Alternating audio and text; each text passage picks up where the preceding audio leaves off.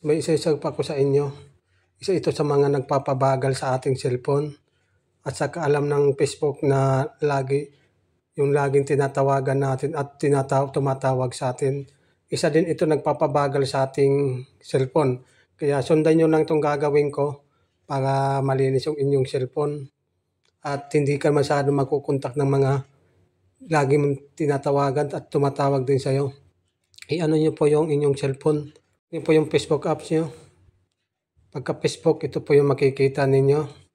Tapos i-click nyo po yung tatlong dot sa kanang pinakataas. Pagdating po dito, yung setting icon, click nyo.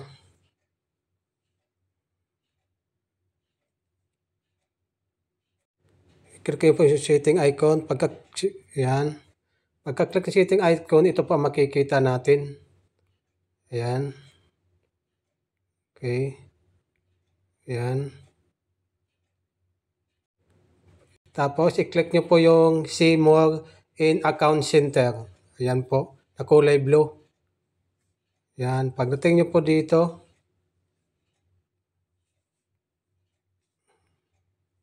yan, i-roll up nyo ng pababa. Yan, add more accounts. Yan po, makikita ninyo. Yan, i-click nyo po yung Your Information and Permission. Yan. Yun i-click. Tapos, dito po kayo. Ito na po makikita natin. Access your information. Yan. Marami po tayong i-delete dito. Yan, nasa atin, di ba? Yan mga yan. Yan ang mga lagi natin tinatawagan. Kailangan natin i-delete yan.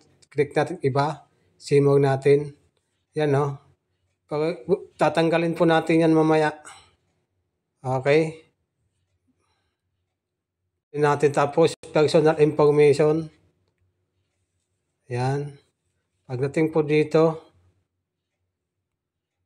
yan. I-click nyo po yung your address box. Your address box. Click nyo. Yan. Ito po yung mga contact tumatawag sa inyo at tinatawagan ninyo. Ayan, no? Yung Huawei Customer Service, yan. Dito din po yung nakikita pala yung nang i-scam sa atin ng mga ito tulad ng Huawei Customer Service. Yan, mga nagsasapaga. I-delete po natin yan. Ayan po, i-delete natin yan. Alam po ng Facebook yan na yan ang mga tumatawag sa atin. I-delete all po lang po natin. Okay? Ayan po, naka-delete. Delete all natin. Yung request delete all uploaded contact. Ayan, i-delete natin. Okay? Ayan.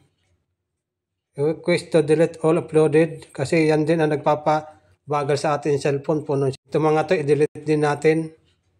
I-save natin.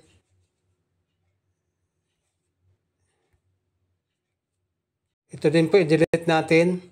Yung mga tinatawagan din natin, tumatawag sa atin, yung ano natin, para din gumaan yung ano natin, storage. I-save natin. Yan. Tumayin na signal natin. Yun na po. Ayan po Yan, ano natin, tinatawagan natin, lagi natin pinapanood. Yan, mga yan. Dami, di ba? I-delete natin lahat yan. Yan. Tapos, itatrash po natin. Trash natin, trash. Yan.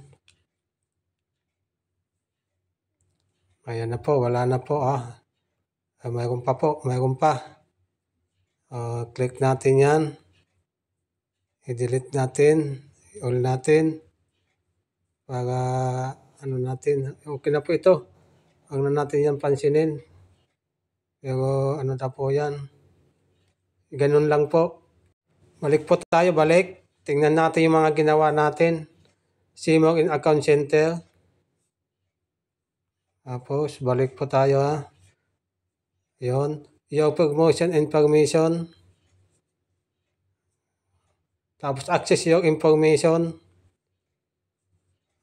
Yan po. Na-delete na po siya. Ayan po, nawala, di ba?